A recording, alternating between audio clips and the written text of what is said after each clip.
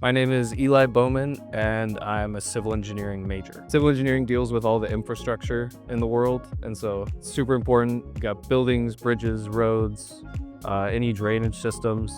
Definitely critical to how the world works. What sparked my interest in this field is my dad has always been in construction. I really enjoyed the design side of things more, so that's kind of where I got into civil engineering. At Mines, I've had the opportunity to get 3 internships from going to the career fair. So I think the career fair is super beneficial. I think everyone should go to that. I think Mines has helped me grow professionally because they give you an opportunity to take what you learn in the classroom and apply it to real world situations. We're a smaller school, and so that means we get to interact with our professors more. We get the opportunity to learn our concepts much deeper than maybe other schools where they just go through lectures and then they leave. Like here, you can stay and talk to the professor after and really get a grasp of what you're learning about.